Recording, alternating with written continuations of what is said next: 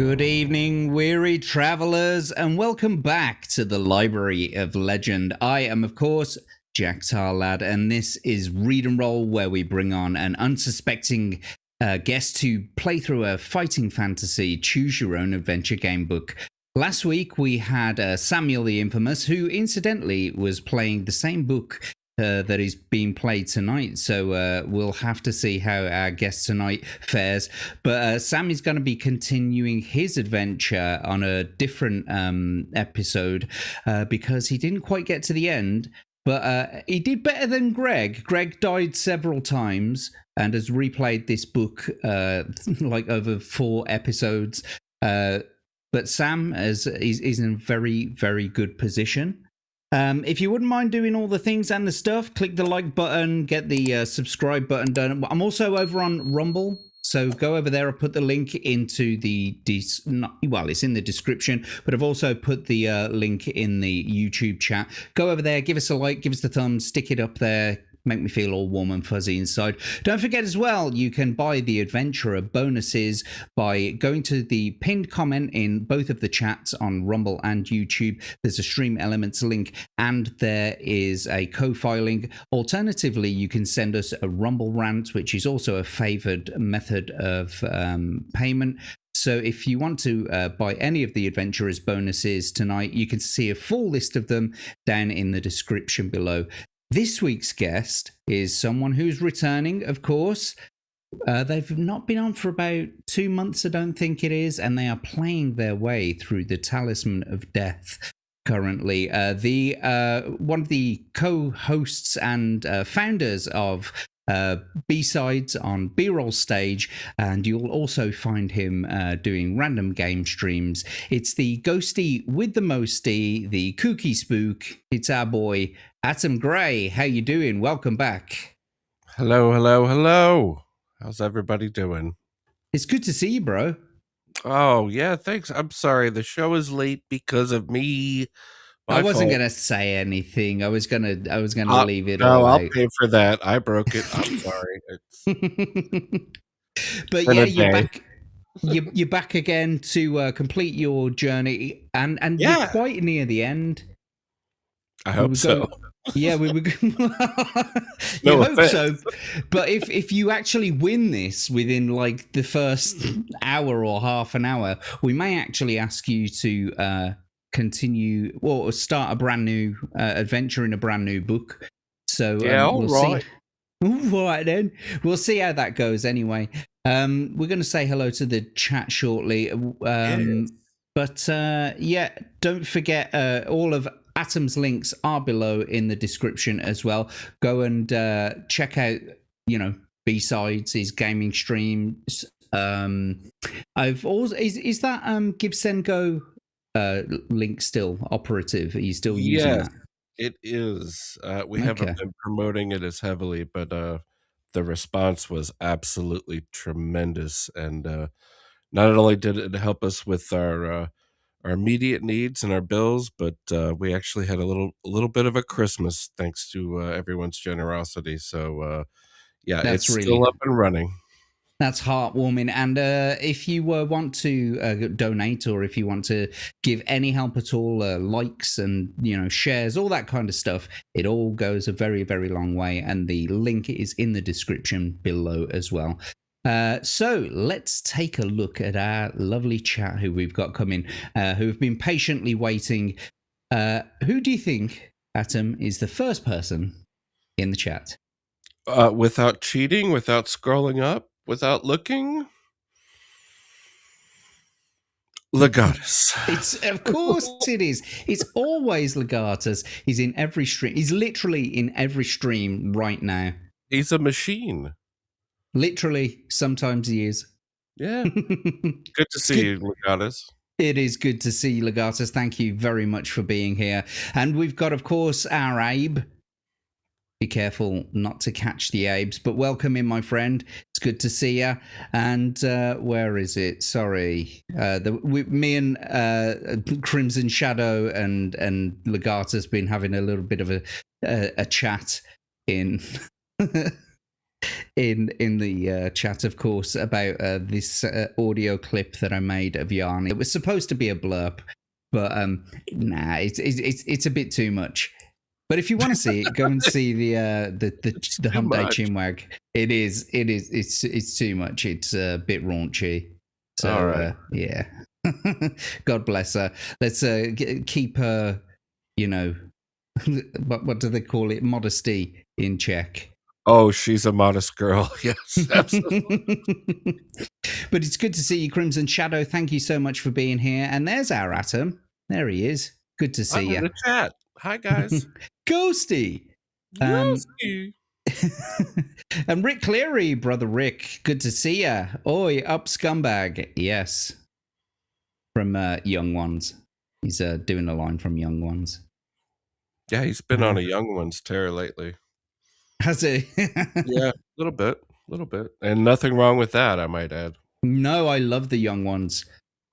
And not the Cliff Richards Young Ones, the the alternative comedy from the BBC in the 80s. Anyway, let's get it's good to see you all here, and let's get over to the game scene. Uh-oh. There we go. Fancy switch right there. So yes, you're playing the Talisman of Death. You're on paragraph 235. We're going to read through it again shortly, because at the end of last episode, you decided I was going to let you see what would happen on the next page, but you decided to blue ball us on this page here. Well, did I make the choice or not? No, you didn't. You totally blue balled us. I wish I had. Oh, fuck. You're in a very good position, and that's why I'm quite confident that you could win within the first hour.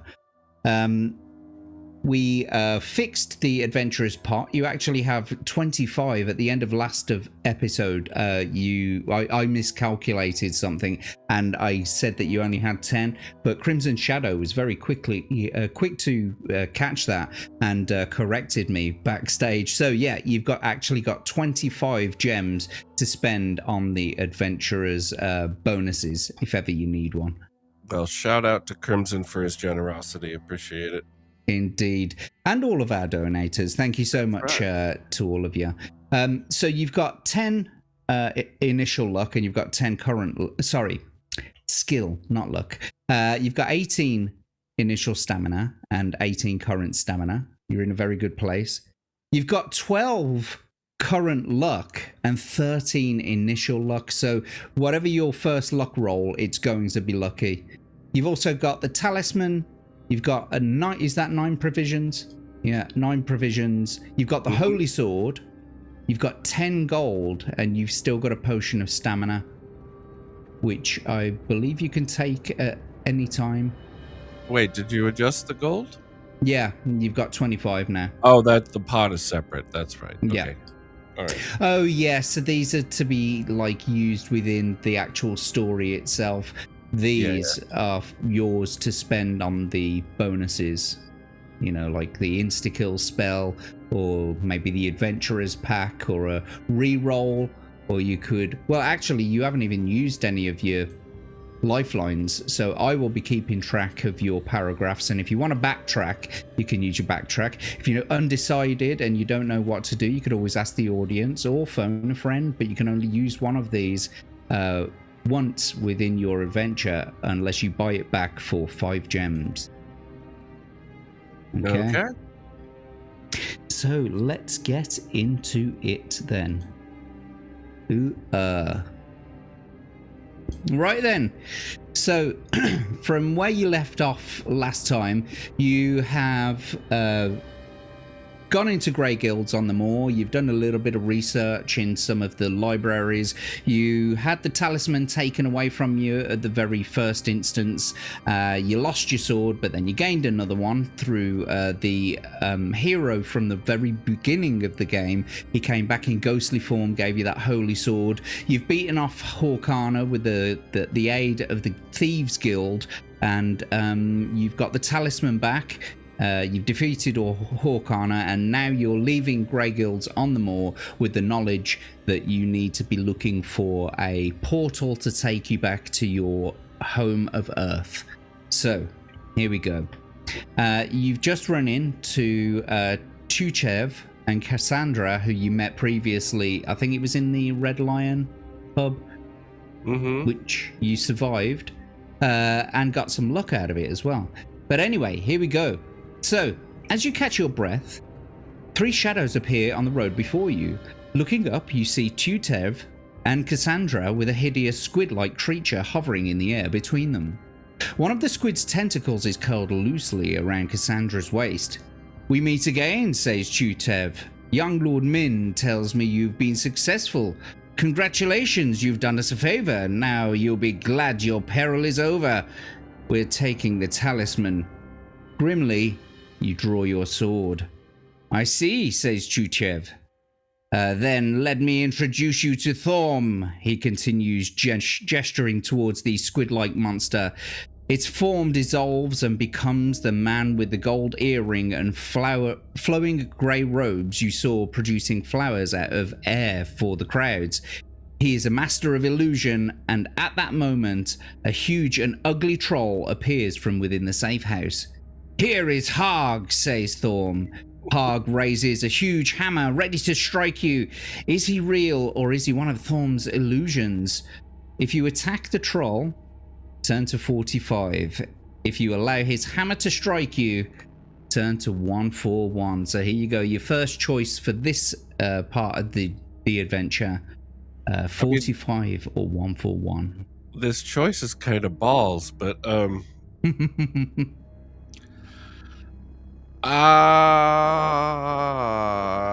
what are you thinking right now? Like, do you think that he is the illusion? You know, what are the chances? I think he's an illusion. It only makes sense, but since there's only 2 choices, I'm going to go ahead and call his bluff and allow him to strike me, and I might regret this. Well, you've always got to backtrack. If you don't like your choice, you can always go back one. I do. So here we go then. I guess we're going to 141, yeah? Yes. Here we go then. Harg disappears before the hammer lands. "Very good," says Thumb. "Now how about this?" While Tutev draws his sword, Thorm points at you. From his finger, a ball of multicolored fires flies towards you. Will you try to avoid the fireball by running at Tutev, or hold your ground?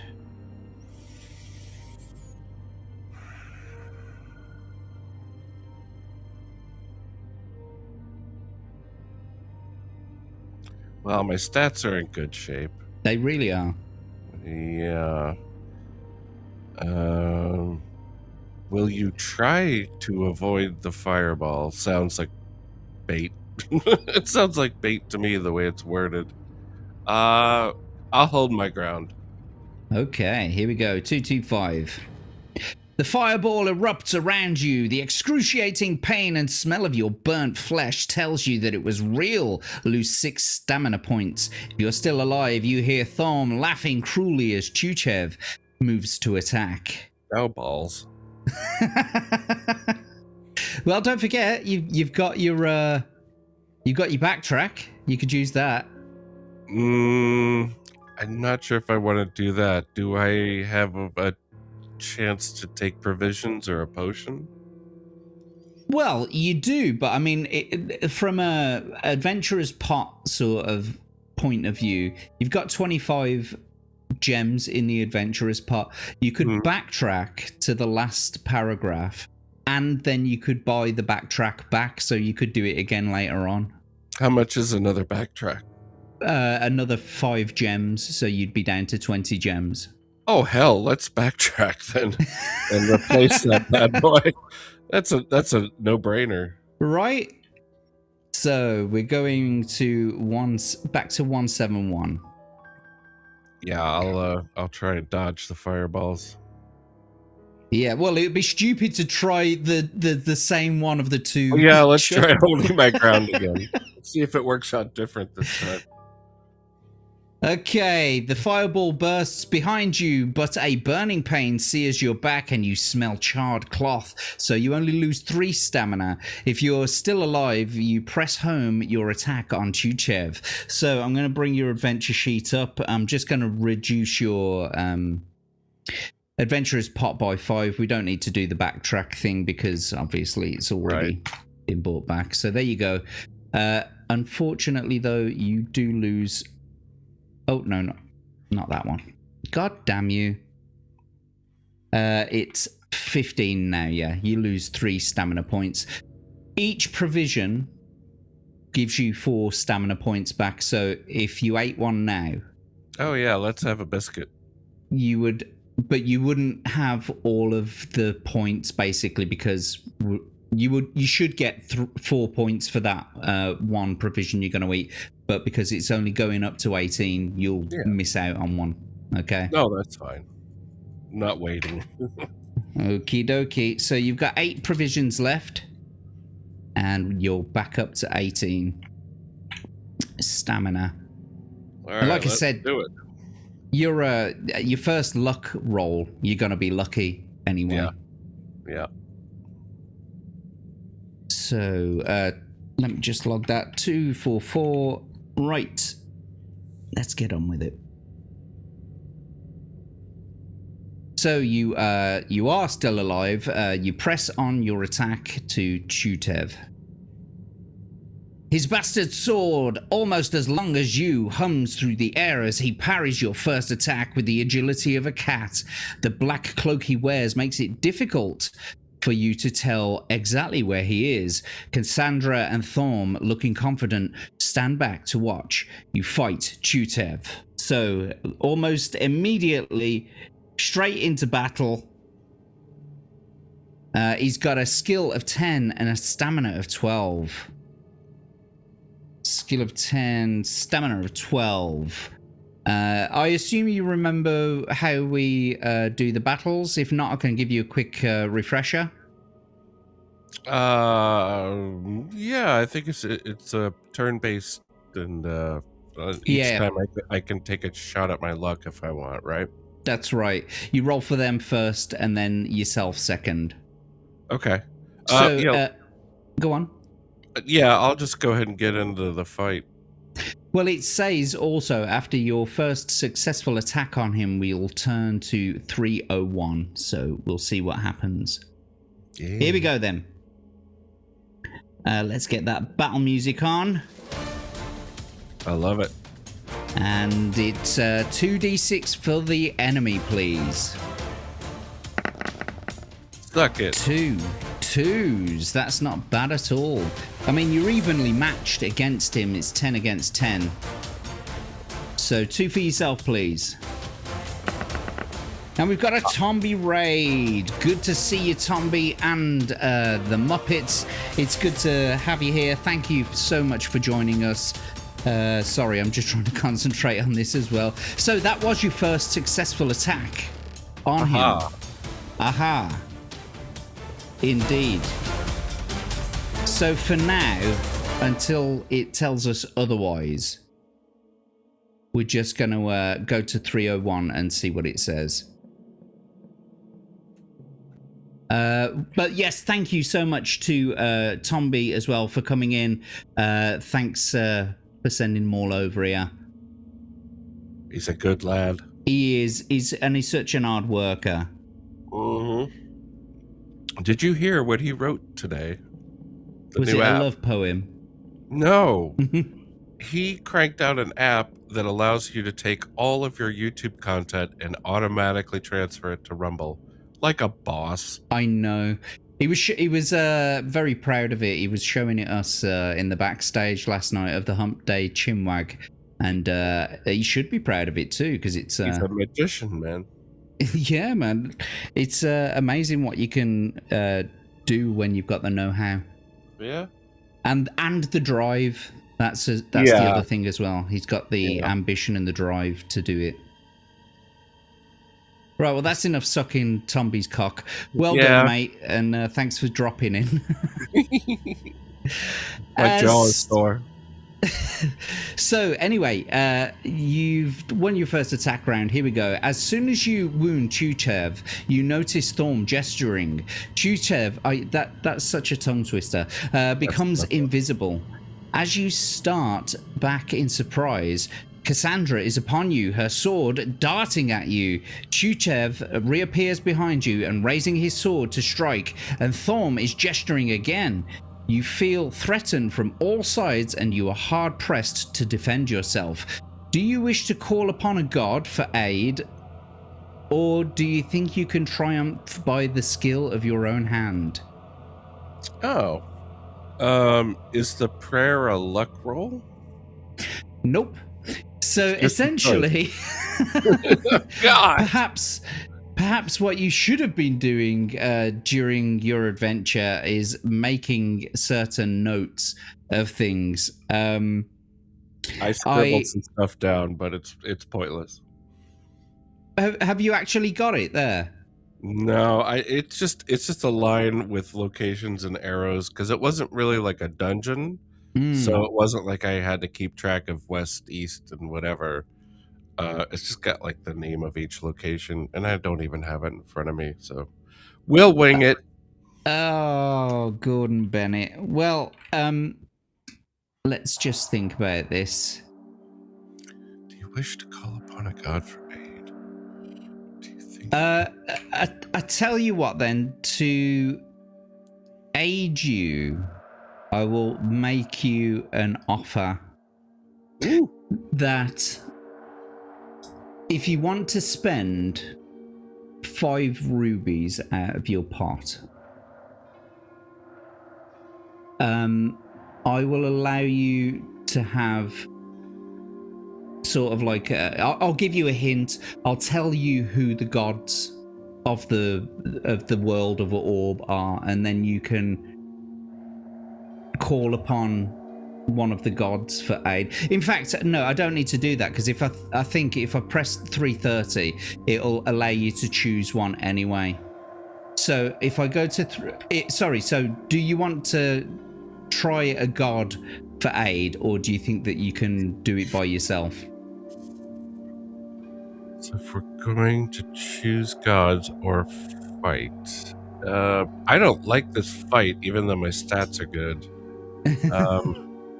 It is 3 against 1. Yeah, which is a lot, and they're pretty reasonable villains. Let's go ahead and go to 330. I still have a backtrack, so. Well, I tell you what, like I said, I knew it would give you all of these choices, so we don't need to do any of that anyway. I was going to say, if you spend 5 rubies, I'll tell you who the gods are and what they do, basically. But since they're already here, you get to choose one anyway. Yeah, well, I have to choose one. God, none of these seem familiar.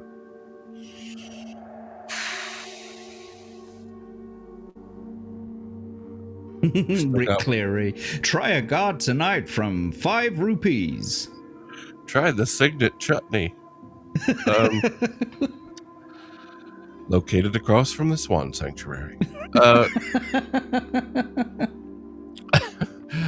What do I have? 21 rupees left? You've got 20. 20. I'll because let's think about this.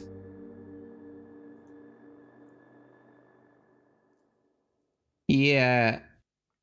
I was just trying to think about it, if like trying to get you to spend 5 rupees, but if you don't like your choice, you've got your backtrack anyway, and you can always buy that back if you want to. So yeah, go for it, whichever one you want, or you can backtrack now. It's completely up to you, but yeah, go for it. So you're taking the offer of the hints off the table? Well, there are the hints on the screen. Basically, that was the hint I was going to give you. But then I thought to myself, it's going to tell him on the next page who the gods are, so that would be pointless. All right. I'm gonna go with fate. Okay, so 389, yeah. Mm-hmm. And you've always got your backtrack. You hear a voice speaking in your head. I will help you, but for now, death will take you. What is destined to happen must come to pass. I don't want to go back to the beginning. So, would you like to use a backtrack? It sounds like it's gonna take me to the beginning. Yeah, I'll take the backtrack, and I'm gonna cash in another one to replace it because okie dokie. I do not want to go through this again. Not that it hasn't been fun. I'm reducing your adventurer's pot to 15, and you've still got a backtrack. So, who would you like to choose instead? Oh God. Abe's not happy with me. This is the problem with memory loss, Abe. Fucking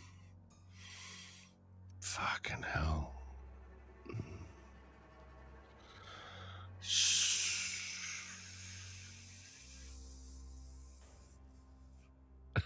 Thanks, Abe. Appreciate you.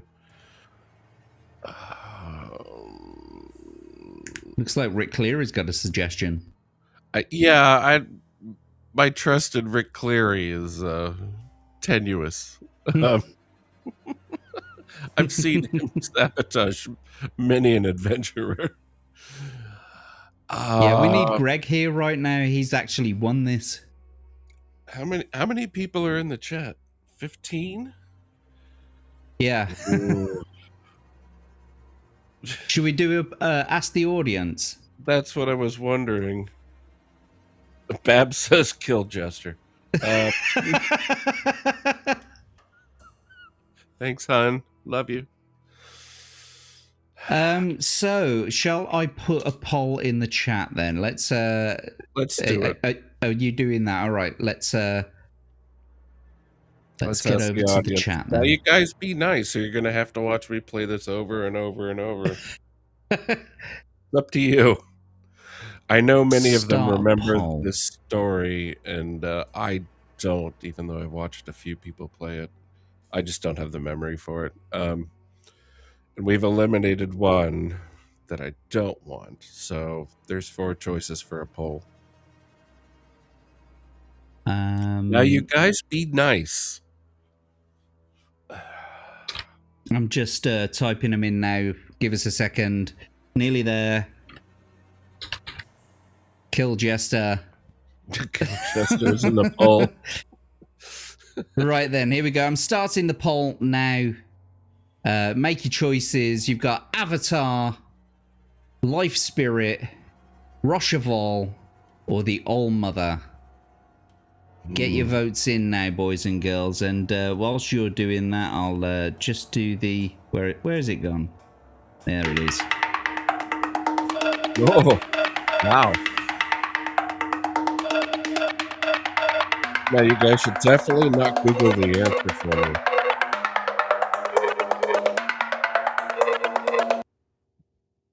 And I will not vote in my own poll. But you can. I have That's no the idea. beauty of it. I have no idea. That would be counterproductive. So, we've only got 4 votes so far. But they all seem to be saying the All-Mother. 100% of 4 votes cast say the All-Mother. Really? We're not ended the poll yet, though. We'll be ending it shortly. But that tells me a lot, because Rick was trying to subvert the All-Mother earlier. And that tells me even more. All right. Well, should we give them another minute, or do you want to close the poll? Oh, I'm not going to give them a minute, but I'll, just give them a few seconds because of the 20-second delay. Okay.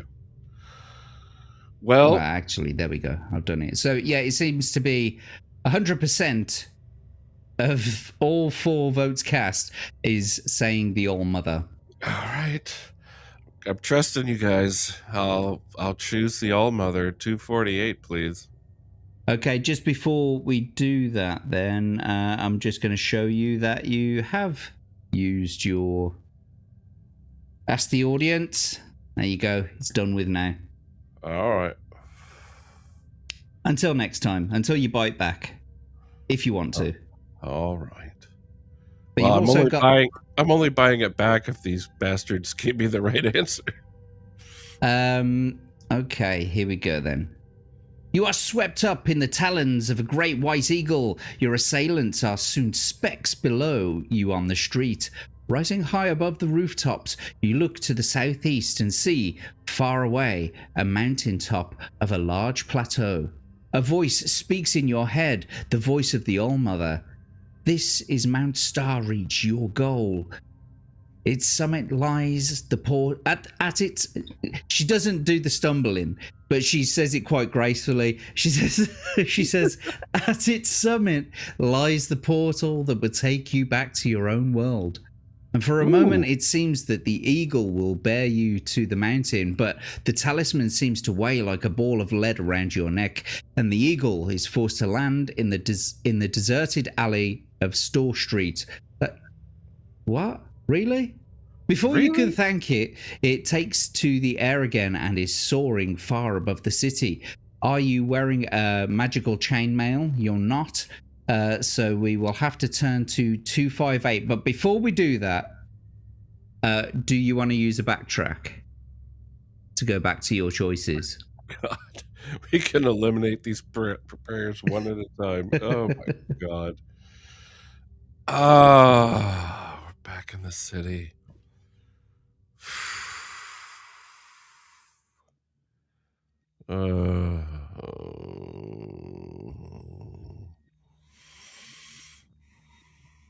I thought Sideshow Bob was on this show for a second there. Look to the southeast, see far away a mountain on top of a large plateau.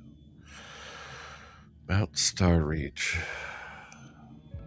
Grizzled Entertainment, welcome in, my friend. It's good to see you. Rick says, yeah, the All Mother isn't a mushmouth like someone we know. I have no idea what that means. No, so it's up to you. Let's press on. Okie dokie. So we'll go to 258. Here we go. Store Street is an extension of Moorgate. Will you hurry down Store Street to the end of Moorgate, or if you had dinner with the sage, ask the way to the cemetery? Did we have dinner with the sage? I don't remember that at all. That's a good fucking question, actually. I think you did, actually. You did have dinner with the sage, and he advised you of some things. Chad, do you remember what I did? Yeah. I didn't. I don't think I wrote it down. Let's see. But I think you did. I think it was a thing that you definitely did in the last one. So all right. You had dinner with the sage. So okay. Will you hurry down Store Street, or do you want to go talk with the sage? Yeah, let's go to 261. Okay. You stop a passing student who directs you to the cemetery. You run down Pallbearers Row, anxious to escape the city. As you approach the cemetery, an ox cart returning from the market loses a wheel and overturns, almost blocking the road. You run for the gap between it and the cemetery wall, but it's blocked by a man with a shaven head. He wears baggy scarlet trousers which end just below the knee and a loose scarlet jacket tied with a black cotton belt. On his forehead is a tattoo of a scarlet praying mantis. He doesn't seem inclined to let you pass. Will you ask him politely to let you through, tell him to get out of your way, or attack him? I'm generally polite. So 338, please. Jolly good. He does not let you pass, but will you step aside and invite him to pass first, or will you ask him less politely to move out of the way? This is a weird question. Will you step aside and invite him to pass first, or ask him less politely to move out of the way? Get out of the way, you tart.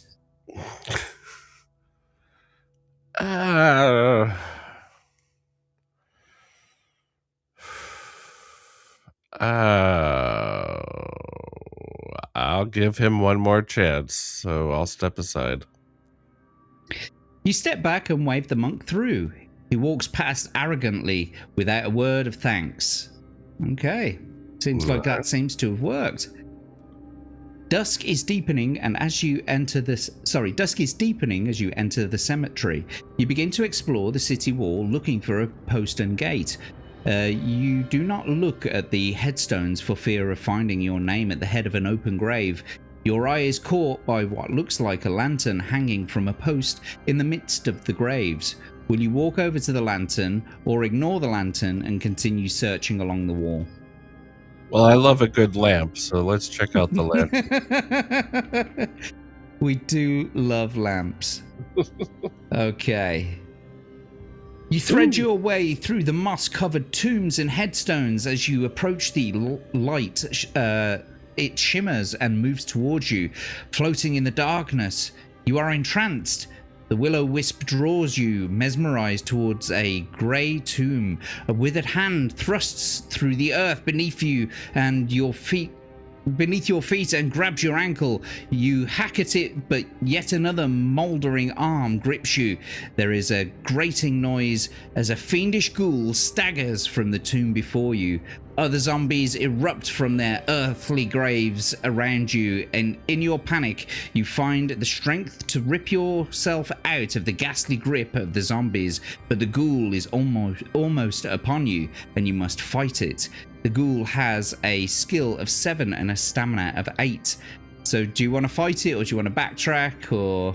Oh, let's fight him. We got this. We got this. Okay, if you defeat the ghoul within 5 combat rounds, we'll turn to 1 page, and if he's still alive after 5 combat rounds, we'll go to the other. So... 7 and 8. There we go. I ain't afraid of no ghost. Ghosty. You are one. I know. That's why I'm not afraid. My people. Yeah, exactly. Right then. So without further ado, let's get this battle on. Let's get the battle music going. And to start the first attack round, it is 2d6 for your enemy, please. Ooh. A 6 and a 3 gives them 16. And then 2 for yourself, please.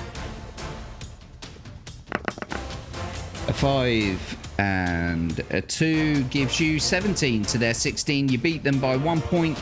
You win the attack round. And we'll reduce their stamina down to 6. Would you like to test your luck or carry on? Carry on. Okay, 2d6 for the enemy, please. That's right, Crimson. We're fighting Walton Goggins. I got your nose. 15 is the score for them, and 2 for yourself, please. A 5 and a 2 again gives you 17, which means you win the attack round and you beat them down to a stamina of 4. Would you like to test your luck or carry on? Carry on. Okay, 2d6, please. 2 and 5 gives them 14. And 2 for yourself, please. A 4 and a 3 gives you 17 again. That's 3 in a row. Well done. You win the attack round and you beat them down to 2. Now, if you use your luck, you will be lucky and you'll defeat the enemy straight away, but you don't have to. You can just carry on if you like. No, let's carry on. We'll save the luck. 2d6 for the enemy then, please. Every time. A 2 and a 5 again. Yeah, well done. 17. Oh, no, that's for them this time, though, isn't it? That's them. Yeah. All right, then. 2d6 for yourself, please. Oh. A 3 and a 2. That's the first time you've lost that an attack round. 15 to their 17 means that you now have a stamina of 6. You could test your luck or carry on. Carry on. Okie dokie. 2d6 for the enemy. You've got to destroy him in this one to progress to a different path. Oh, that's right. So 2d6 for your enemy, please. Oh boy. No. 6 and a 3 gives them 16. That's not bad. It's doable. All right. 2d6 for yourself, please. 5 and a 2 gives you 17. You've beaten by 1 point again, and you win the attack round. You've beaten the enemy, and you did it within the 5 rounds you needed. Woo! Very close. It was. Well done. You did it. Yay. So we are turning to 3-4-3. With a mighty slash, your sword bites into the pale, slimy neck of the ghoul, decapitating it. It slumps to the floor, truly dead at last. As fast as you can, you spring past the questing arms of lumbering zombies and dash back to the wall, knowing you must fight the postern gate as soon as possible. Let's go. You continue along the wall, and to your relief, you find the postern gate. You duck through and out into the night beyond. Gain 1 luck point for escaping the city. Well, that's a nice. Not a bad reward. That is not a nice. Sorry, that is not a bad reward at all. 13 now. You've gone right up to your initial luck again. So your next 2 luck rolls, you'll be lucky without a doubt. Good to have in my pocket there. Mm-hmm. Oh, no, wrong one. I did want something more akin to, Jeopardy when they're... But, yeah, it would have been 2 on the nose. Anyway, turn to 8.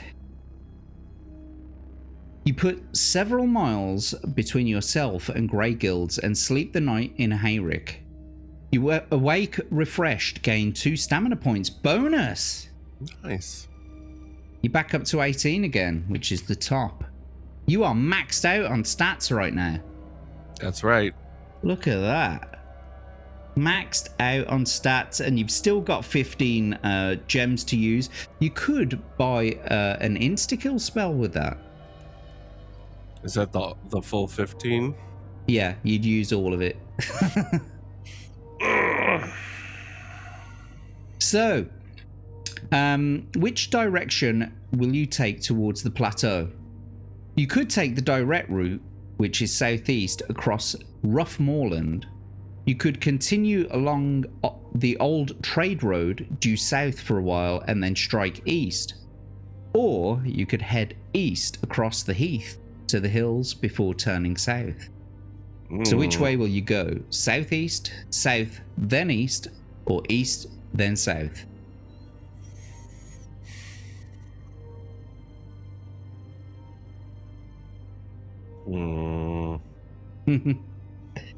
Decisions.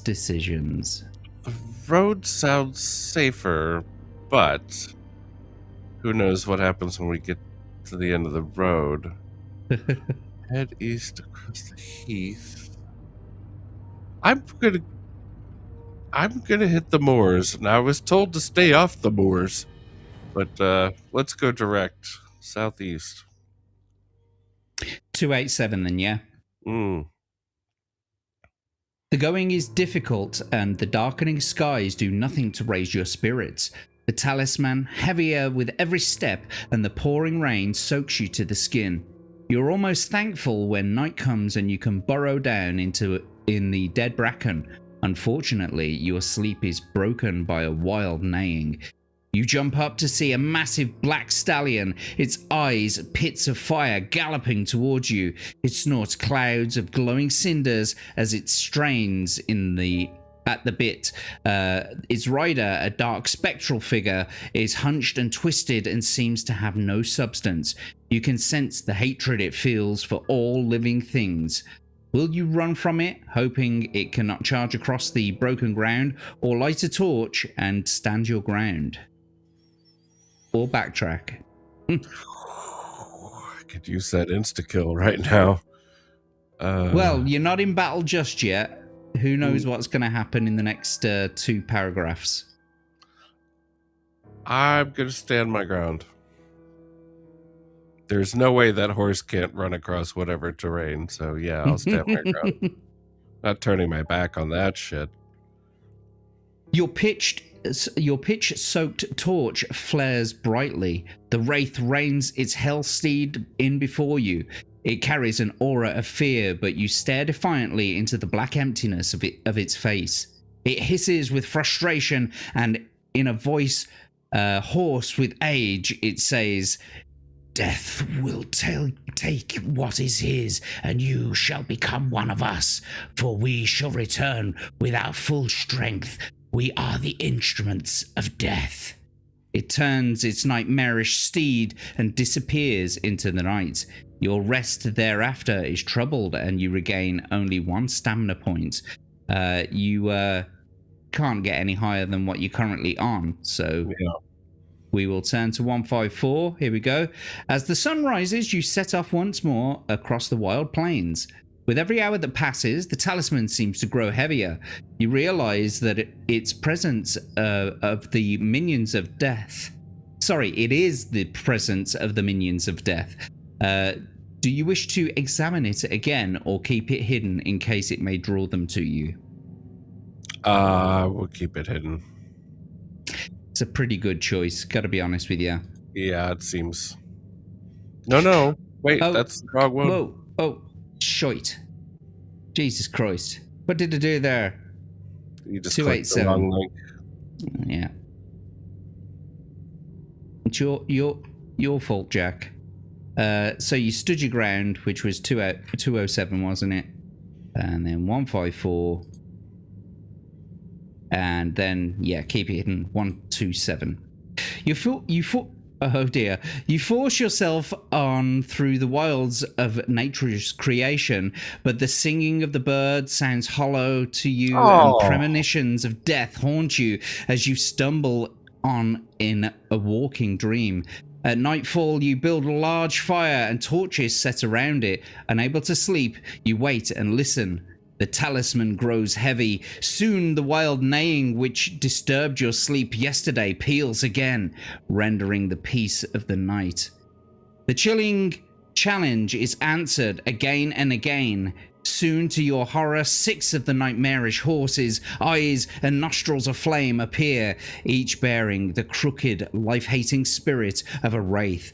They form an arc, all staring at you intently. In unison, their cracked voices cry, "We are the instruments of death. We have come to claim you for our master and take back his talisman." You stand with the fire between yourself and them, but they urge their horses through the flames. Under their attack, you feel your life force ebbing away. You become like them, a travesty of life, forever doomed to an existence filled with hatred and jealousy of all living things. Just like in real life. Yeah, sounds familiar. Now you could backtrack. And I'd like to replace it with another. Okay. So we'll get back to 154, I think it is. It was fate. I should have done it the first time. All right, examine that shit. So give us a second. Let's get your adventure sheet up. We'll take away another 5 from your pot. You can't afford that insta-kill spell now. I know. Unlucky. Mudcrab is... Go on, sorry. What choice did we have, really? Yeah. Mudcrab is in the chat. Is just you stumbled into blue sky. Oh dear. Hello, Mudcrab. Good to see you. Oh my gosh! Look at that, bro. Shadow. I know, right? Thank you. Crimson Shadow coming in clutch with a $20 donation. That'll get you £15 in rubies, basically. It gets you 15. Yeah. Sorry, so now you got 25 again. So you can afford the insta-kill spell now. Over with. Clearly he wants this to be over. Thank you, Crimson. So, Crimson Shadow, as always, your support is truly appreciated, not only for the adventurous story, but also, you know, for the channel and what you do for it. Thank you so much. We truly appreciate your support. And so, with that, I guess you're going to want to whip it out. Excuse me while I whip this out. Me. Okay, you take out the talisman and examine it carefully. For the first time, you notice a glowing inscription, as if the nearness of the minions of death was lending it power. I am the Death's Talisman. I am protected by the faceless ones who serve my wielder. At nightfall, you build a large fire and set torches around it. Unable to sleep, you wait and listen. The talisman grows heavy. Soon, the wild neighing which disturbed your sleep yesterday peals again, rending the peace of the night. The chilling challenge is answered again and again. We've spoken about all this, but this time you are actually granted some choices after it, so you don't just die instantly. This time you've taken it out and you've read it, and it says, I am Death's Talisman. I am protected by the faceless ones who serve my wielder. So, will you threaten to cast the talisman into the fire, try to break through the circle, or try to use the power of the talisman? I will try and use the power of the talisman. All right, then. You're on 138. I'm just tracking that. So here we go, then. Try to use the power of the talisman. 46. You raise the talisman above your head. It glows as you shout, "Begone! Trouble me no more!" Enthralled, they strain towards it, but your words have an immediate effect. One of them cries, "Others will take it from you, and we, the faceless ones, will return as lords under the reign of our god, Death." His words fade as they are swallowed by the darkness. The talisman feels lighter, and its glow dimmed. You sleep deeply and gain 2 stamina points, which I can't give to you, unfortunately, but nevertheless, the next day, you set off again, feeling more hopeful now that you have banished the minions of death. The plateau looms before you. Aha! Huzzah, indeed! You actually said haha, but huzzah, nevertheless. So... we can have both. We can. We got a Razorhead in the chat as well. It's a pleasure to see you, my friend. Thanks for joining us. The power of B-roll. I don't know if I'd lean on that, but... So anyway, at last, the steep cliffs surrounding the plateau tower above you. Steps have been cut into the face of the reddish rock, which you begin to climb. By midday, your legs ache abominably, and you are glad to reach the ledge where you are welcomed by a cool, fine spray rising from the waterfall. It cascades down the sides of the plateau, casting small rainbows in the sun, and the thunderous roar is almost deafening. Will you climb up the steps or examine the waterfall?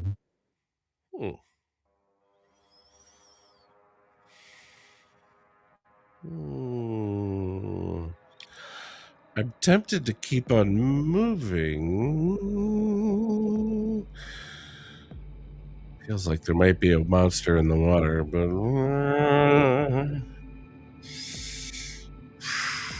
that's a toughie. Don't forget, you've also got a phone a friend. You could ask one person in the chat what they might do if you're not too sure. Well, Greg's not here, man. Well, your next source of all knowledge is Rick Cleary. I do not to rest my fate on Rick Cleary. Bless your heart. There's a reason we named him Prick Clearly.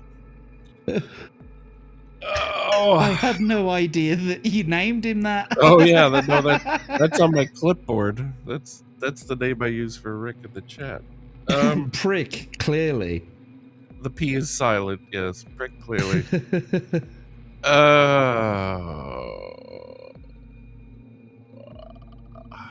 Who would you ask if you used your second lifeline? Who that's here? I mean, honestly, if I would lean on Greg, but I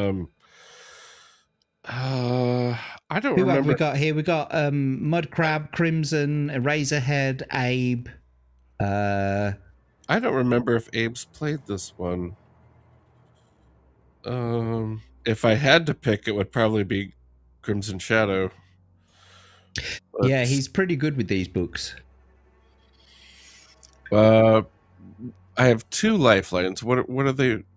What's the other one? So you had an ask the audience, but we put a poll in the chat if you remember, and you didn't buy that one back. But nevertheless, you've got phone a friend and backtrack. Oh, another backtrack. Okay. Well, you could buy your ask the audience back, but you could phone a friend as well. As long as I have a backtrack, I'm okay. Let's examine the waterfall. Okie dokie. I'm not sure about this, but let's do it. Okie dokie. Examine the waterfall, 33. You approach the waterfall, and within moments you are soaked through. Looking closer, you see a dry space behind it, under the jutting cliff face. When you jump through, a cave entrance is revealed. Will you enter the cave, or leave and continue up the steps? Oh, this feels like a fucking trap. It could be a prize inside the cave. Yeah. It could be naked chicks. It could be the luck of the Irish. Yeah. Alpha Omega says enter. Like he's Jean-Luc Picard. Oh. Yeah, my chat's a bit slow. We've still got to backtrack. So, okay, let's go see the cave. You manage to light a damp torch, which reveals a door at the back of the cave. The door is made of black wood inlaid with alabaster. A raised frieze in the center panel depicts a red dragon, a great flame shooting from its jaws, and an ivory spear. The door creaks as you open it gingerly. You step into a passage. The musty air reeks of decay. You come to a place where 4 tunnels cross. Will you advance down the tunnel ahead, take the left-hand tunnel, or take the right-hand tunnel?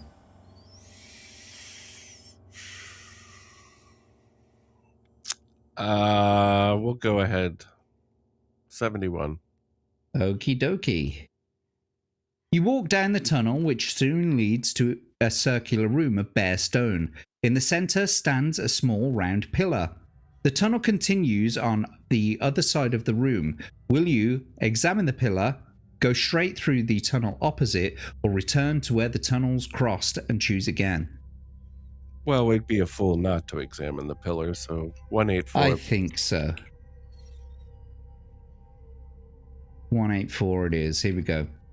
An inscription on the circular pillar reads, "Behind the symbol on the first door lies that which you risk your life for." Ooh.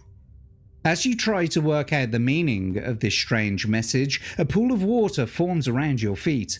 You look up just as a crack splits the ceiling. A torrent of water pours down. You jump forward as, with a grating rumble, a slab of rock starts to fall from the roof across the exit ahead. Your only hope is to throw yourself through the narrowing gap. Roll 2 dice. If the total is equal to or less than your skill score, turn to 103. If the result is greater than your skill score, turn to 215. So don't forget, you also have the backtrack as well. So you could try something else if you wanted to. But otherwise, it's 2d6, please. My skill is 10? That is correct, Commander. We'll roll it. We'll roll it. Those odds aren't bad. A 5 and a 4. Gives you 9. So it is less than your skill score. So if the total is equal to or less than your skill score, go to 103. Oh my You roll God. through just as the rock slams down with a reverberating crash inches from your face. You walk down the tunnel until you come to a dark iron door. A message has been painted in shimmering letters upon it. One can only be read. Shimmering letters upon it. One can only be read. You swing the door open and entering a rectangular room with an iron door in each wall. In the center of the room stand 3 pillars now. 1 rectangular, 1 circular, and 1 square. So will you leave the room through one of the other doors, examine the rectangular pillar, the circular pillar, or the square pillar? Oh God. This is a shit choice. Leave the room through one of the other doors. There's a door in each wall, so there's 3 doors. The center of the room are 3 pillars.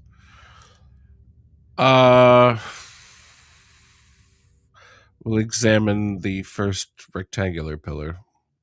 290. In the flickering torchlight, you read an inscription on the rectangular pillar. Put yourself in the place of the monkey. To the left is danger. The idol shall act. Suddenly, the 3 pillars disappear and you step back in amazement. The room remains empty and nothing else untoward happens, so you decide to leave. So I don't know whether you've written that down, but put yourself in the place of the monkey. To the left is danger. The idol shall act. I think I've got it. Okay, let's go. You try all the doors, but you can only get one of them to open. You seem to have no choice and go through into the room beyond. It's a wide hall stretching away to the left and right. In the center of the room stands a hideous idol. At its base is the coiled tail of a huge serpent. Its muscular torso sprouts 4 clawed arms, 2 gruesome heads, and bat-like wings. An inscription on the floor reads, Damol, son of God Nil, mouth of the void. In the opposite wall are 4 doors, 2 to the left and 2 to the right. Each door bears a symbol. Furthest from you to the left is a green serpent. The next door bears a grinning monkey. The third, a black scarab beetle, and the fourth, furthest to your right, a red dragon breathing fire. Which door will you open? The serpent door, the monkey door, the scarab door, or the dragon door? Didn't we want the dragon? Yes, perhaps, but maybe there's something else that you need before you face off a grace, against a dragon or whatever. Put yourself in the place of the monkey, the idol something something. The idol shall act, or whatever it said. That's right, yeah. Put yourself in the place of the monkey.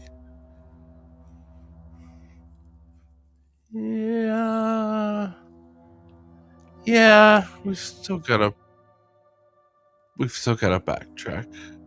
No, it's not 25 gems as well. You could buy a backtrack back, so you can keep abusing that as much as you like. It's been a very reliable I may actually think about in future adventures, I may have to see about making it a little less overpowered, maybe by limiting the amount of backtracks that you can buy back. But that'll be in a future adventure. It would be a shame to change the rules now. Yeah, well, no, not now. Later. Let's try the monkey. Okie dokie. 332. Here we go. The wall opens to reveal a blank wall of rock. Oh. You have chosen a false door. You close it, and the monkey's grin seems to mock you. You may choose another door, so which one will you choose? The serpent door, the scarab door, or the dragon door? Dragon. Kill Jester. Kill Jester. Sorry, let me just log you down as being on 332. There we go. Right, so the dragon door. Yes. You open the door and you step through into a passage. You've only gone a few steps when you hear the rattle of a falling chain as a portcullis drops behind you, blocking the tunnel. You can only go on into a small room ahead of you. It's a dank crypt, at the end of which lies a sarcophagus, thickly covered in grey mould. You search every nook and cranny, but you cannot find a way out. You're trapped. Eventually, you decide to lift the lid of the sarcophagus. The rank and fetid air trapped inside since time immemorial smells sickly sweet, and inside lie the mummified remains of a warrior. His skin stretched taut over a brittle skeleton. His skeletal hand is curled around an ancient scimitar encrusted with emeralds and ebony.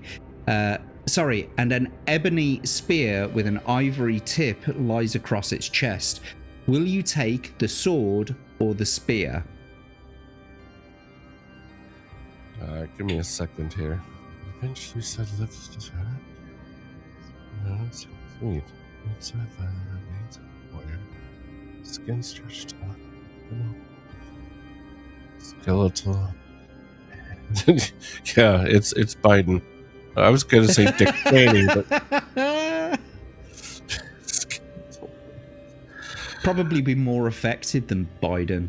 Yeah, at least Cheney got things done. Not good things, but he got things done. Skeletal land is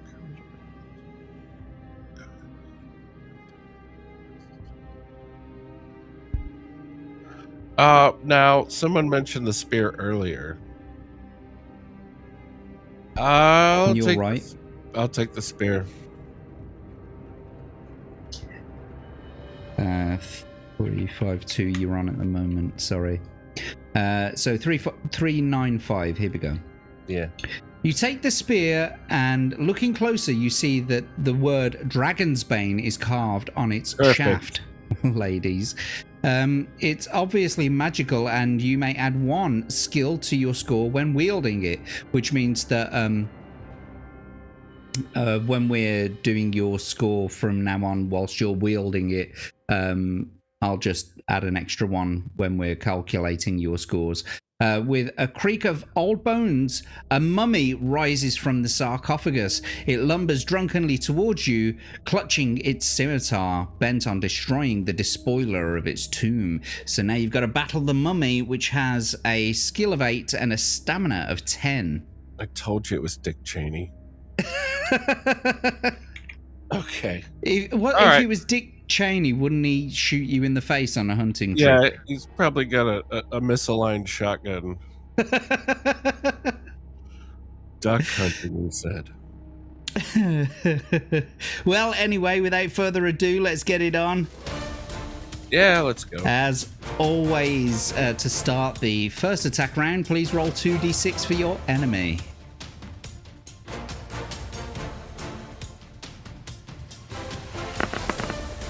There it is. The first roll, 6 and a 2, gives them 16. Ooh. And 2 for yourself, please. Oh, dear. I don't think that's going to cut it. 13 to their 16. You lose that attack round, which means we'll have to bring your stamina down to 16. Would you like to test your luck or carry on? Carry on. Okay, 2d6 then for the enemy. A 6 and a 2 again gives them 16. And then 2 for yourself, please. Aha.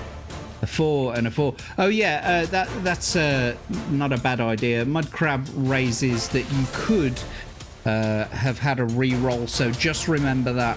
Okay, you can buy a re-roll for 5 gems if you're not happy with the roll. Okay. No, we're okay. We're not in bad shape yet. But you did win that attack round, and so that's 2 off their stamina. Test your luck or carry on. Carry on. 2d6 then, please. That'll do it. That's 13 for them. And 2 for yourself, please. Yes. Nice. That's how we do it. 21 is the score. That's a critical blow. Sorry. We should have put it down to 6 last time. 4 this time. 2d6 for your... Oh, sorry. Do you want to test your luck or carry on?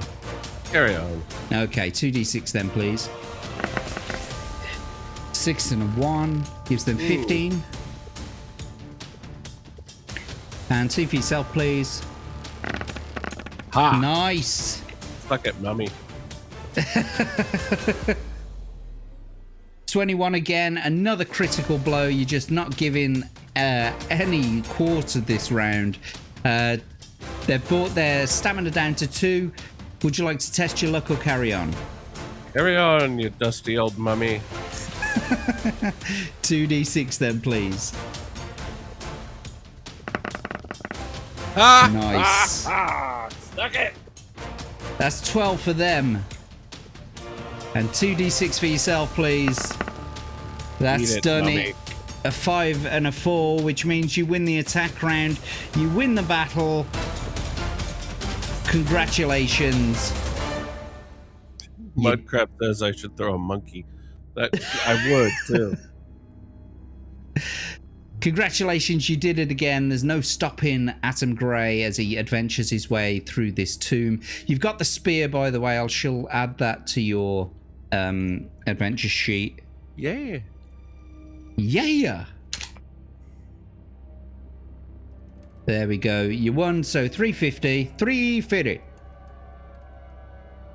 You notice that the base of the sarcophagus is hollow, and you break through it to find a tunnel below.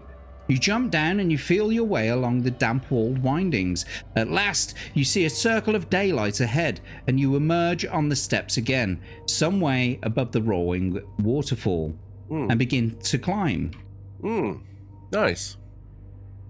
As you climb the steps, though, the temperature and humidity increase. Dripping with sweat, you look up and see... Do you know what as well?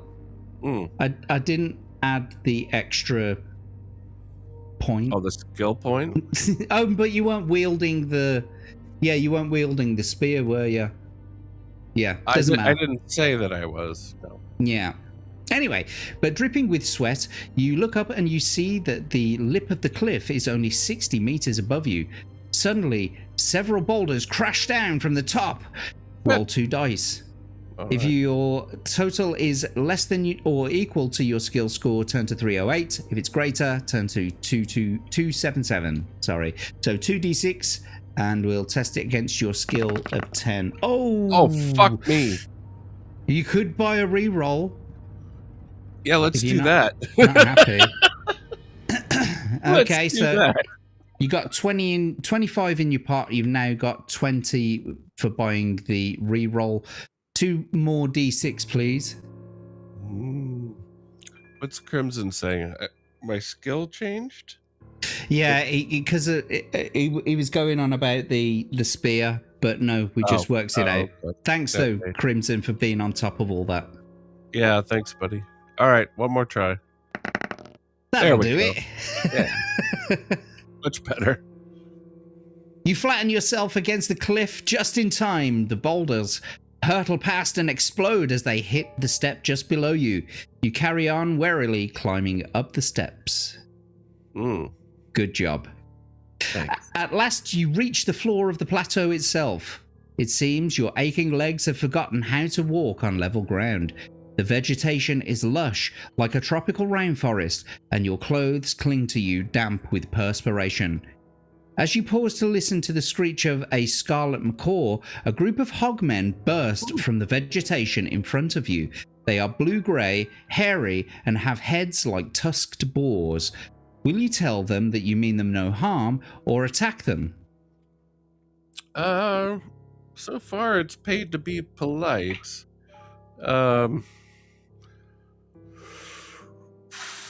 Yeah, I'll give him a warning. They stare, and you cannot be sure what effect your gestures are having, or even if they can understand you at all. So, will you offer them some dried meat if you have any left? Offer them a ruby if you have one, not the adventurous pot rubies, one that you would have picked up on your journey and be in your adventurers list. It's not there, by the way. Or attack them. So you can either offer them some dried meat, which will be one of your provisions, or attack them. Let's offer them some meat.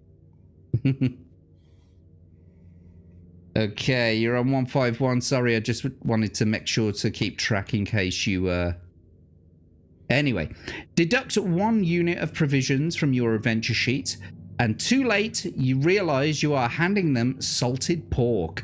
The hogmen are offended, Really? and they haram! They demand. Go on, what did you say? Sorry. Do not redeem.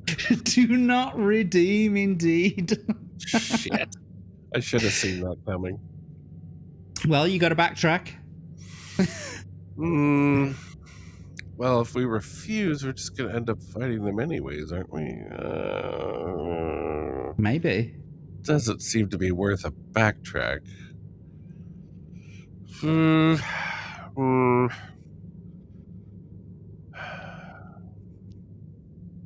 So just to read it for the chat. Too late, you realise that you're handing them salted pork. The hogmen are offended. They demand in grunts that you go with them to their village. Will you go with them or refuse? Oh, I have had enough of being taken to someone's village, honestly. It's tiresome.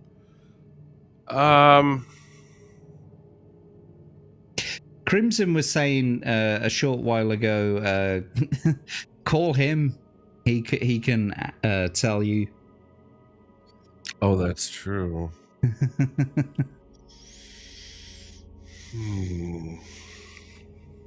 Give him a bacon butty and tell them to shut the fuck up. Oh, haram. It's Hijabba the Hutt again. You know what? I feel like we're really close. I am so fucking close. I will ask Shadow. Hopefully he remembers. Give us a Okay, hint. then.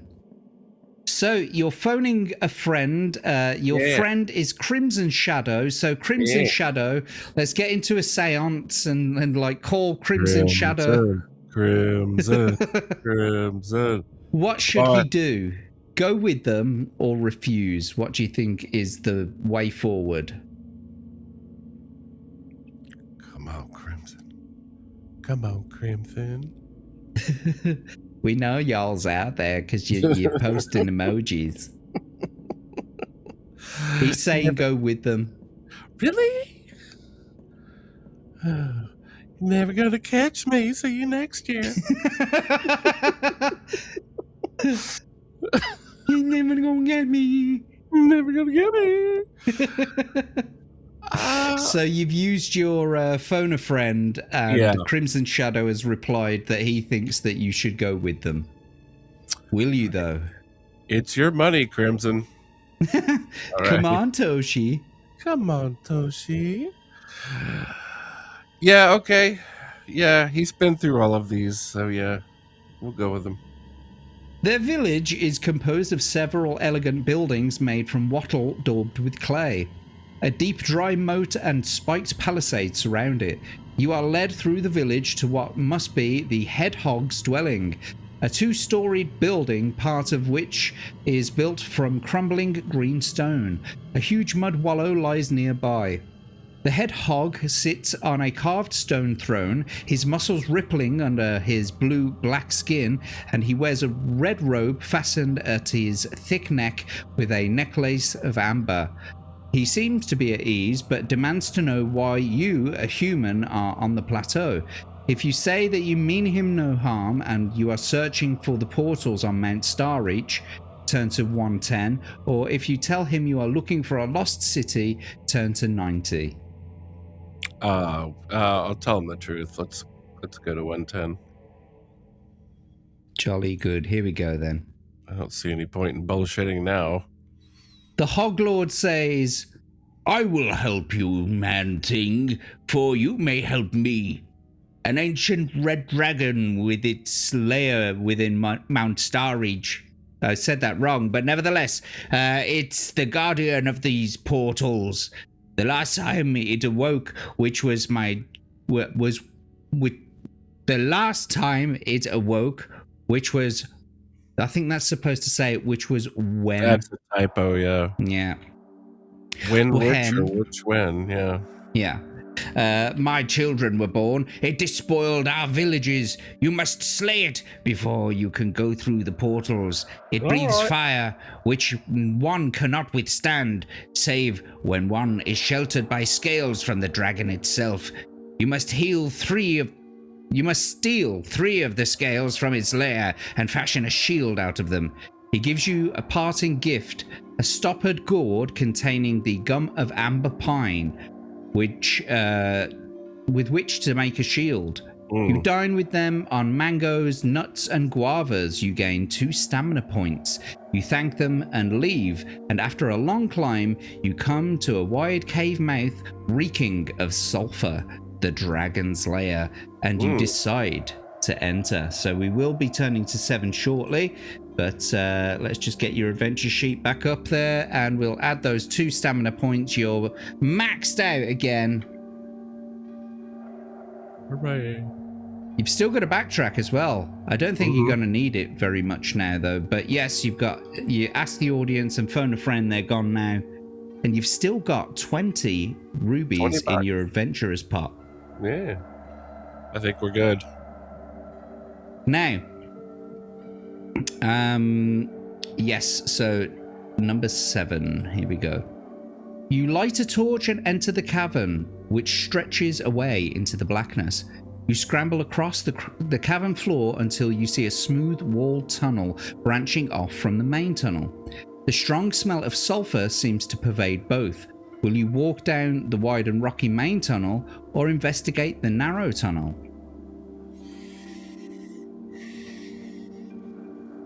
Let's take the narrow tunnel. Okay.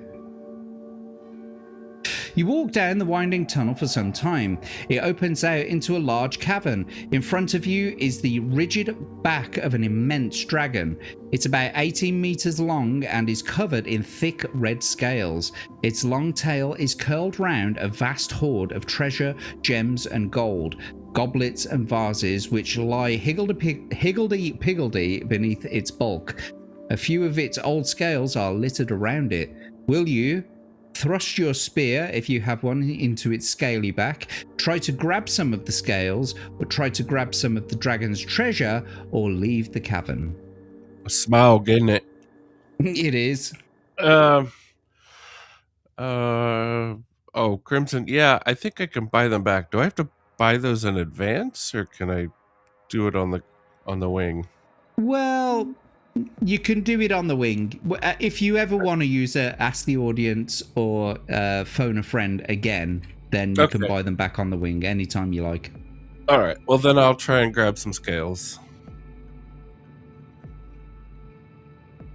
You tiptoe forward stealthily and pick up 3 of the scales which the dragon has shed, each as long as a man's forearm. Cautiously, you tiptoe out of the cave and continue up the mountain. Job's a good one. Well done. Do you have a gourd filled with gum of amber pine? If you do, turn to 385. You do.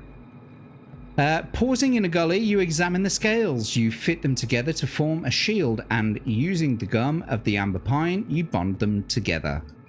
Let's go. You climb on, gasping for breath in the thin air. At last, you reach the flat summit. The panorama is incredible. The whole plateau below lies below you like a table, a collage of tropical forests, mountains, and huge lakes which glisten in the sun. 30 meters away is a rectangle of shimmering silver hanging in the air, unsupported. You realize that this is the portal As you step towards it, you hear the rushing of wind. Looking up, you see the ancient red dragon coming into land beside the portal. Outside its lair, the dragon is even more impressive and fearsome. Warmth and power seem to radiate from its body. I am bound by the gods of this to guard this portal, it says in a rich, mellow voice. Will you run to attack the dragon, tell him that death threatens its world, or threaten it? We've still got to backtrack. I'll tell him death is threatening the world. Okay, 358. Its mellow voice carries across the wind. I know nothing of death. He cannot touch me. I am the guardian placed here by the gods. Nothing more, nothing less. Will you tell it about the talisman and its importance, or run to attack the dragon? Well, if death can't touch him, let's try talking some more. Okie dokie. Oh, come on. I've got to be right there. Come on. So, you want to tell it about its importance, yeah? Mm-hmm. The dragon says, this is a grave matter indeed. The talisman must go through the portal. I will tell you something. I cannot pass through the portal. As you can see, it's too small for my bulk. You can pass through, but only if you leave behind any metal you are carrying. The gods have set a powerful magic to stop weapons brought through from the other side. I will let you pass, but for your own sake, you must do as I suggest. Will you lay down your weapons and any money before stepping through, or ask him if he takes you for a fool and turn to 178? So what are you going to do now? So maybe now would be, wise to buy one of those lifelines back. I don't know. Well, we still got to backtrack. You do? I will go ahead and lay down my metal and try to step through. Okay, so all of your gold and your sword is being laid down in front of the treasure-hungry dragon. Yes. And you'll go to 190. Yes. When you have laid your weapons aside, the dragon beckons you into the portal. When you get close, it says, "You man-things are so easily tricked." It jumps upon you and rends you limb from limb. Backtrack. I'm calling a backtrack right now. Okie dokie. Are you buying another backtrack back as well? Indeed. Or are you just going to save it for now? I'll buy another. I think I still have a few bucks left. You do. You've got 20 gems. Let's just get your adventure sheet up so you can see. You've currently got 20 gems before we do any backtrack. So you want to buy the backtrack? Mm-hmm. You want to backtrack and then buy it back is what I mean. Yeah, $5. Okay. There we go then. Look, Crimson, I had insurance. Listen.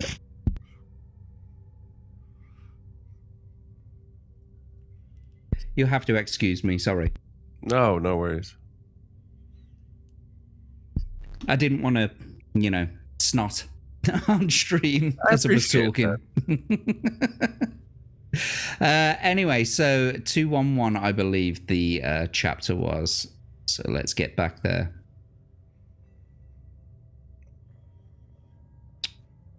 See, either too much or not enough. Okay, so will you lay down your weapons or ask him if he takes you for a fool? I assume you're going for the second option this time. Yes, let's try a different choice. The dragon says, "You must believe me. If you do not, you will die trying in the portal, and I cannot carry the talisman through."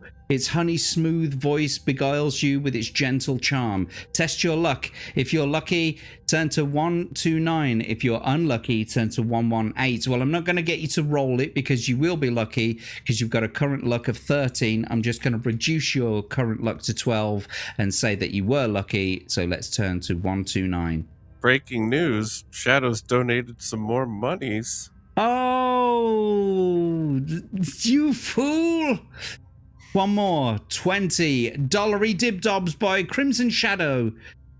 Thank you so much for the support, my friend. That's another £15, so you've got 13 rubies now. It is getting close to the end of this adventure, though, so yeah, I mean, you may not use all that, or there again, you may. Well, we could pay it forward, but it's nice to know it's there. So you realize that the dragon is beguiling you, and you should never allow a dragon to engage you in a conversation. You run forward to attack him. I should have known that, yeah. As you charge at the dragon, it breathes a tongue of rolling flame at you. You crouch behind your shield, which protects you from the fiery blast. Before you can attack, the dragon, roaring in anger, swipes at the shield with its massive claw. Roll 2 dice. If the total is less than your skill score, turn to 34. If it is equal to or greater than your skill score, turn to 79. So they've switched it up a little bit here. Usually it's if it's equal to or less than your skill score, turn to the other one. But this time they've done it if it's equal to or greater than your skill score. So don't forget, you still have a backtrack as well. So we're on 382 currently. So if you wouldn't mind rolling 2d6, please, and we'll see if it's, and it is, it's less than 10. So you've also got your backtrack just in case. Here we go. You deftly dodge the flailing claw and move in to attack. Do you have a spear? You do. So let's turn to 51. You attack the dragon. I shall rend you limb from limb, it roars. The great claws swipe at you as it tries to crush your head in its enormous jaws. You dodge to one side as it leaps, and you thrust your spear into its soft underbelly. The red dragon has a skill of 12 and a stamina of 10. Each time you make a successful attack round, though, you deduct 5 stamina points instead of the regular 2. And the magical spear seems to bite deep into its flesh. And don't forget as well, because you're wielding the spear, we shall also give you an extra 1 point to your attack strength. So 12 and 20 for that, and then we'll just give you a current skill score of 11 so that it calculates that into it. So if you reduce the dragon's stamina to 5 or less, then we will move on to page 29. So without further ado, let's get into this battle with this giant dragon. And don't forget, you've also... Actually, that's not a bad idea. You could buy an insta-kill spell. Crimson, you're so smart. That would give you 15 left in the pot. Let's do it. It's Crimson's money. I mean, yeah. That's brilliant. Okie dokie. Yeah, fuck him. So you, as a unknown sorcerer, you get like taken over by this almighty wave of magic, and you utter without wanting to the words "hocus pocus, fuck off," and fuck us off. Yeah, and we turn to page 29, I guess. Brilliant. Suddenly, your weapon is flailing in the air. The dragon has changed you into an old man with long white hair, wearing a white robe. Spare me, I beg you, he implores in a thin, reedy voice. At last you've lifted the curse which was upon me. Only a strong warrior like yourself could have done it. When I came through the portal many centuries ago, I was doomed to stay in the form of a dragon until I was beaten in combat. Now that I am myself again, I can return to my world. Will you step through the portal with me? Will you agree to walk with him? Oh, sorry, no, that's him done. Will you agree to walk with him into the shimmering portal or attack him? Fuck this guy. He's full of shit. I still gotta backtrack. I attack him. Okay, number 12. Your first blow is fatal. Blood spurts from a gaping wound and the old man falls to the ground. You step back as he turns once more into his normal form, that of a huge red dragon. The guardian dragon of the portals is dead, and you step towards the silver shimmering portal. Turn to 400. Before you step through the portal, you drink in that splendid view of this fantastic magical world for a little longer. The glittering lakes and emerald forests shimmer in the haze of the heat. The talisman is heavy at your chest, but with a final prayer to the All-Mother, you step into the silvery screen of the portal, remembering the 4 crusaders who gave you your quest. You meet no resistance as you pass through the screen. All goes dark, and then very different landscapes lie before you. You are within a circle of standing stones. The smells of the air, the bird song, everything seems strange, but you know that you have found your way back to Earth, and you are a hero, the savior of the world of Orb, but there is no one here to herald your return. As you step away from the standing stones, voices speak within your head. The 2 beings who summoned you to Orb are thanking you for saving their world. At last, they tell you who they are. Time, the eldest father, youngest son, and Fate, keeper of the balance, both gods of Orb. As you leave this sacred place, their final words ring in your ears. We may call upon you again. And with that, my friend, woo! You did it!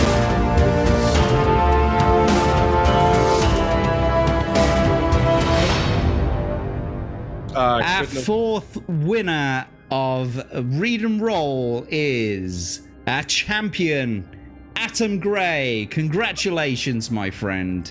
I have only the chat to thank. Could not have done it without Crimson's generosity and everyone's advice. So absolutely, I am so happy that you managed to come back here and complete your quest, and you did it all the way through to the end. How'd you feel? It feels fucking great, man. That was a lot of fun. Thank you. And it was just in time as well. I mean, we said we weren't going to go longer than 2 hours this round anyway, so we've ended like just on time as well. Yeah, I'm sorry for the late start, but it all worked out. It all worked out in the end. Well, like I said, congratulations. I'm so happy that you've managed to return. You didn't die. Oh, we've got a Paul raid as well. Just as you've won, we've got a. Is it Paul Hadouken? I'm assuming it's a pickle raid. A pickle raid, that's what we should call it, most definitely. Unfortunately, Paul, thank you for raiding. Unfortunately, we're going to be ending the show shortly because Atom Gray is our adventurer champion after winning his way through the Talisman of Death. And it was super easy, barely an inconvenience.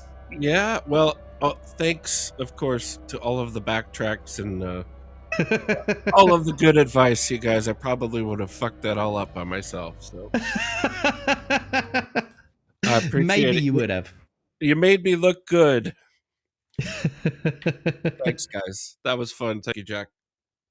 Yanni, you're saying Yanni's still going, Crimson. So to raid over there. That's a good shout. Thank you for that, mate. Let's get Rumble over there and we'll sort all that out. Well, yes, as I've said several times now, Atom, congratulations. I'm glad you came back. Yeah. And we're going to be saying goodbye to you shortly and everyone else. We will have to ask you back onto the show for a brand new adventure in the future. However, before we do that, I always give our guests the opportunity to shill their wares. So let everybody know where you're going to be and what you're going to be doing. Oh, my goodness. Well, our regular gig is every Friday. and that's on YouTube, Rumble, and Twitch. We have B-sides, and we like to make fun of old movies. And a lot of your friends in the chat here are friends of ours on Fridays.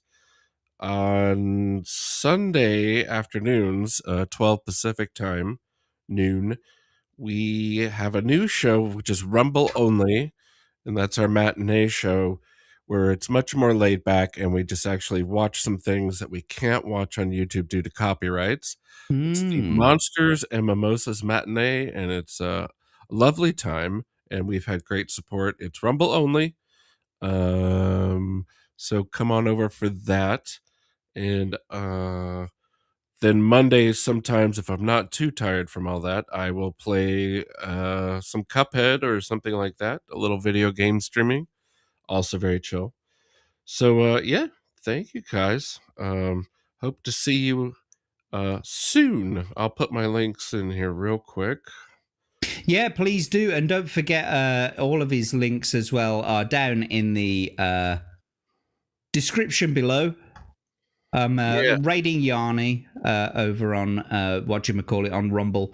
So stick around until we've finished. But yeah, thank you so much for being here, Atom. It's great to have you on again. Until next time, your adventure is over. But thanks for being our champion, and we'll see you soon. All right, man. Thank you. Take care, bud. And I, of course, am Jack Tarlad. You can find me at all of my socials at Jack Tarlad. Don't forget, next week, Tuesday, we've got the Jack and Abe show at 10 o'clock British time. It's the Hump Day Chinwag at 8 o'clock on Wednesday. And next week for Read and Roll, we've got Anna's Gameland coming back to join us again for a brand new adventure. So check out Read and Roll, 10 o'clock, same time next week for that. But thank you to all of our contributors, all the people in the chat. Thank you so much for sticking around, and especially a big shout out to Crimson Shadow. Actually, do you know what? I didn't ask. I assume, Atom, we're paying your adventurer's pot forward. He's not there. We'll pay it forward, folks. But thank you anyway for being here, everyone. It's been great to see you. Until the next time we see you, take care and good night.